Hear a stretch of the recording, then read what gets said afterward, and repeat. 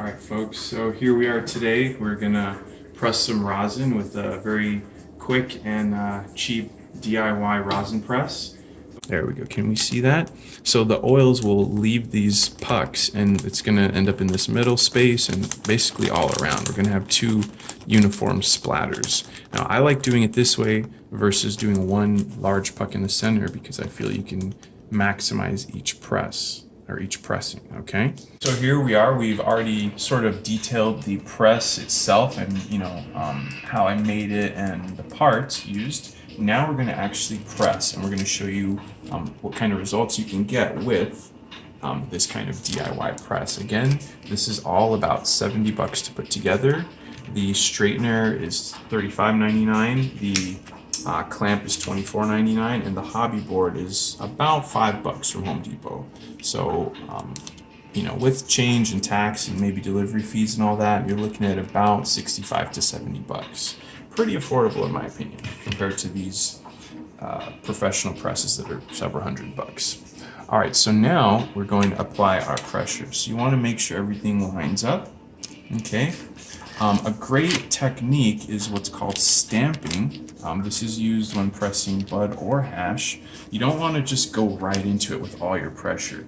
You want to apply a little bit of pressure at first. I like to start with a lower heat as well. And what that does is it compresses the puck together. It gets the oil heated up and it gets the oil ready to evacuate the plant matter. Okay, so now that it's stamped, we're going to turn the temperature up. I like pressing at about 200 so I can actually get a nice yield. If you press with a lower temp, you'll have a smaller yield, but it'll be a bit more flavorful because you have more terpenes preserved. But I tend to like shatter, and usually shatter is pressed at 200 to about 220. So now that the heat has permeated the puck, we're going to increase the pressure, which I'm doing now, and we should actually start seeing some oils come out the back. Now, I could have lined this up a little bit better, but this is just a very small press, so it's okay. All right, and I can already start smelling that, so any second now we're going to see the oils spraying out. We can even, yeah, I can hear a little bit of sizzling as well. Yeah. So again, you want to, set a timer. We do want to be conscientious of the temperature we're pressing at and how long we're pressing for. If you press for too long and at too high a temperature, we can actually start getting unwanted materials in the rosin. You can start getting plant fats melting out, and basically chlorophyll, and it'll give you a really dark product that doesn't taste as pleasant, and it will kind of look like a second or third pressing compared to a first. All right, so we're here. This has been going for a little while. It's probably got about a minute or two left. I just like to really get in there with the pressure. Since we're using this hand clamp, you do have to use a little bit of elbow grease or grip strength. Again, we're just pressing a small amount. It was about, I think, 2.6 grams, and I split it into two batches. So, we're not going to see an oil explosion here. It's not going to be Exxon Valdez, quite so, but we are going to get a couple dabs out of it. So, let's see. All right, so our timer's about to run out, and we've been going now for about 2.5 minutes, and as you can see, we definitely have some results here, okay? Now we're pressing flour, which will have a smaller yield compared to something like hash or keef, and we are also pressing a rather small amount. Inside this envelope was only about 1.5 grams. So if this bud were about 20% cannabinoids, which it basically is, our weight would be about, or our yield would be about 20% of that 1.5 grams. That's assuming I can extract 100% of it, which we're hoping for. Wow, that looks pretty good, pretty promising. Since this is a homemade deal and it's not a professional machine, what I usually do is I'll kind of open it and maybe even turn it off between presses. It heats up in under 30 seconds, so you're not looking at much downtime, but I don't want the parts to stay hot too long, okay? All right, so let's come back here and let's look at this, which looks very promising. And again, that was just a very small amount of bud, right? Now, when you press without a bag, you do run the risk of having some little bits. I can already see a couple of little bits in there. Let's get the obvious big bits out first. Now, I am of the, let's get as much as we can camp. So we're going to press these again, definitely. But another quick thing you can do, I like to do it while the oil is still fairly hot. We can get out the large pieces of visible debris or plant matter. Debris is kind of a harsh word. This is herb after all. But for dabbing purposes, I mean, you can leave these in. Nothing will happen, It's not going to be the end of the world, but it will leave residue on your nail or in your pen. And it depends what you're smoking this out of. It might ruin your nail. So I would, or your coil. So I would advise taking the time to scoop all that out. Now, when you repress, what I want to do is, this is already very flat, so I want to make it a bit thicker again so that we can actually apply more of that downward pressure to it and actually get more expansive potential, I'm going to say. So what I'm doing, and I will sometimes use a used sleeve for this. Okay, there you go. All right, so here we are. We're going to do the second pressing. Now, I like to do it immediately after. Like I said, this heats up very quickly in under 30 seconds. So if you're really quick about it, you can leave it on. But like I said, it's homemade. There's a bit of glue involved, so I don't want to just leave it on for long, prolonged periods of time. Okay, so let's get our pressure on there. More clearance. All right, now you can use your hands to sort of line this up. You can use, a couple different techniques.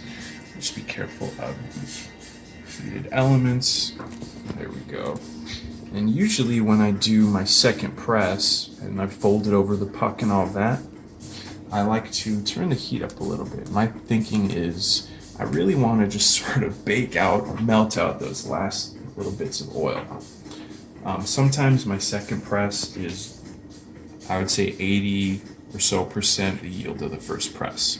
So again, I am definitely of the second press. I'm of the belief that it's worth it. Okay.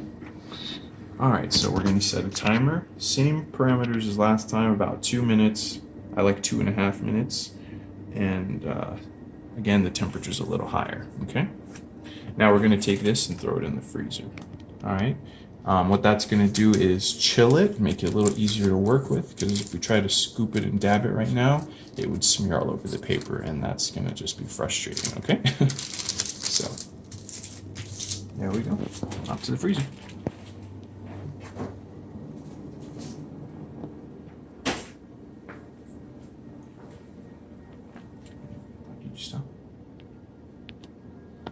So our timer's about to run out here.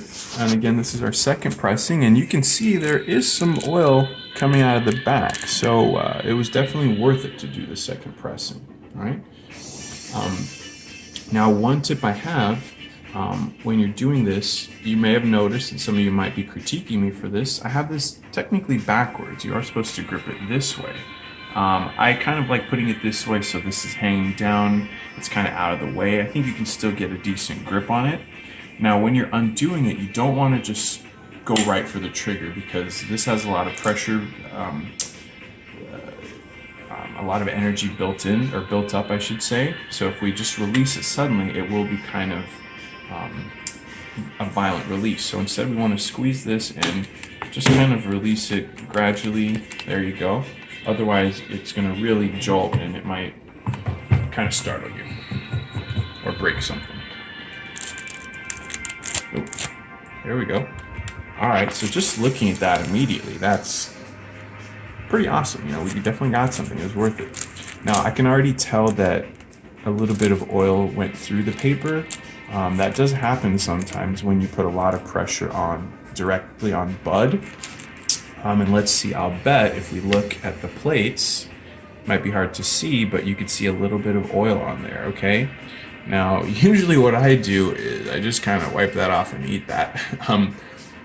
It's kind of decarbed, so it's probably active. It's also too little to really dab up, so I don't think you could do much else with it.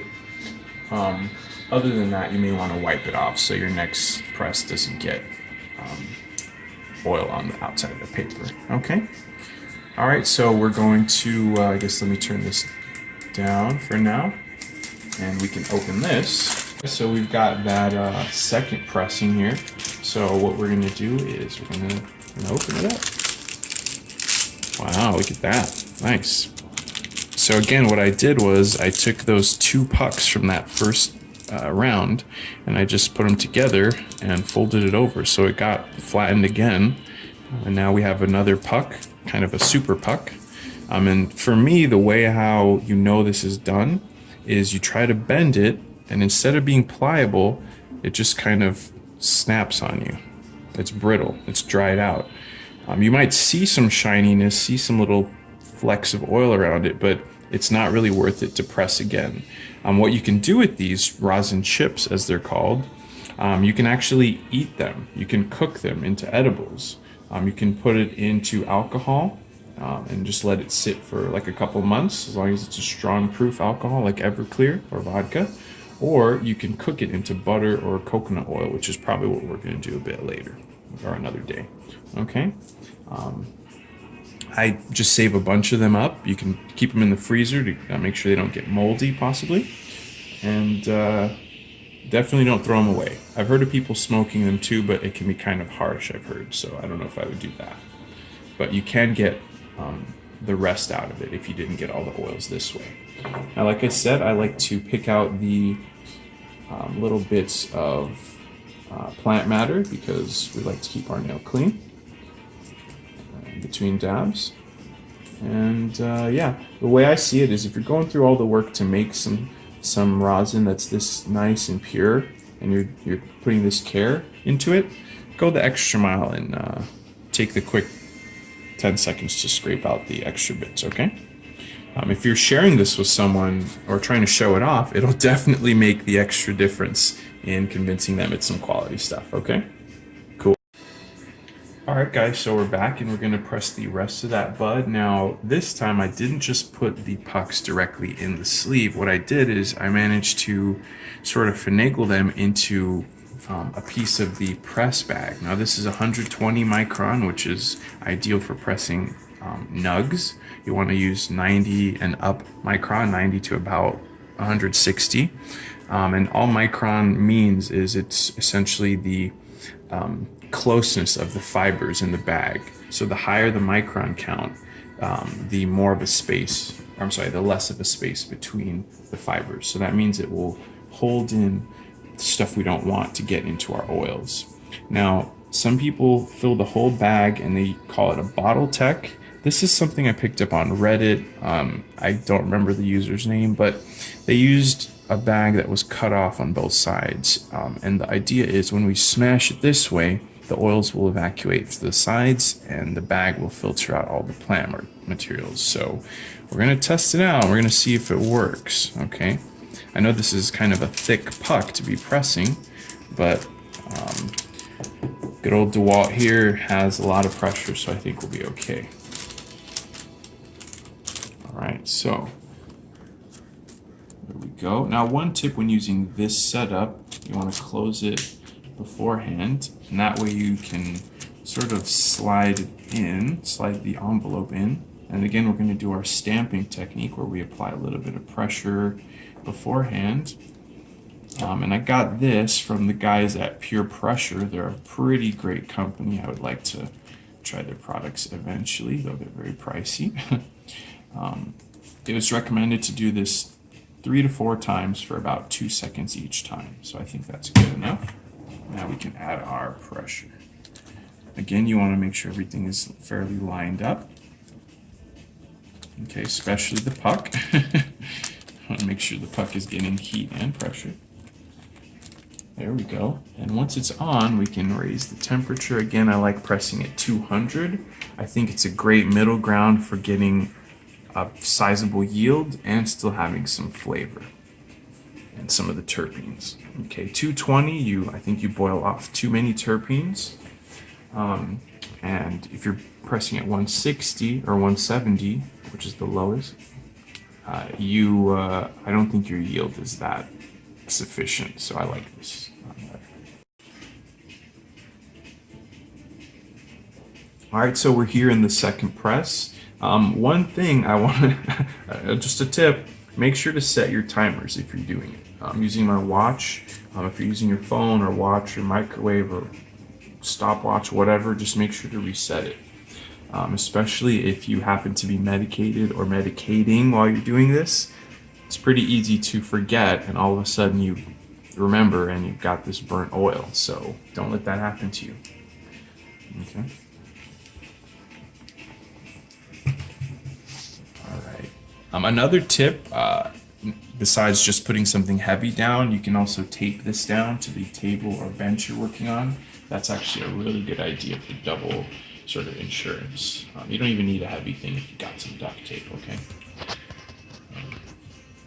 Another good thing to do while it's pressing, you can either scrape the previous batches or you can prepare the envelopes for the second pressing, okay? I like to be one step ahead, so I've got a couple envelopes here. If you press really neatly, here, this is again our second press, and as you can clearly see, there's a good amount coming out. Now I've got my pucks here that I'm saving. This was a puck I did from one of these methods here. Again, the guy calls it Chottle Tech, which is, I guess, a play or a pun on Bottle Tech, which is the original method for stuffing these bags. As you can see, the top and bottom were open, and the oil all was squished out of the side. So that's what we're doing right now. So I kind of like this method. I don't know if it'll fully replace my normal method, but we will see. Now the timer's just up, so let's see what we got. Again, you don't want to just release the trigger all willy-nilly because it'll be kind of a violent release. I like to just ease into it. All right. Ooh, yeah, that looks pretty good. Got a lot of oil pooling up on that side. That smells great, doesn't it? All right, so I'm gonna turn this down. All right, and let's open this. I like to open it quickly because, one, you don't want the puck to stick into the oil. You don't want the oils to start hardening. And also, if there are any contaminants, you want to be able to pick them out while the oil is still soft and warm and soft, essentially.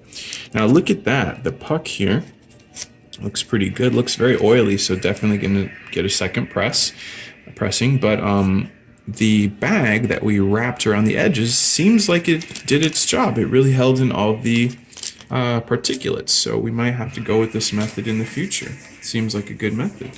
Here we are with everything. So we've got the first pressing where I put the two pucks sort of next to each other, and then we have the second one from that first round where I combined them and doubled them onto each other. And then we've got the second pressing where I put it in the sort of makeshift sleeve. This one looks really nice, actually. Probably the best. And then that was the second pressing from that, which is quite a bit darker. But really, just sort of glancing at all of this, doesn't that look great for 2.5 grams? I think so.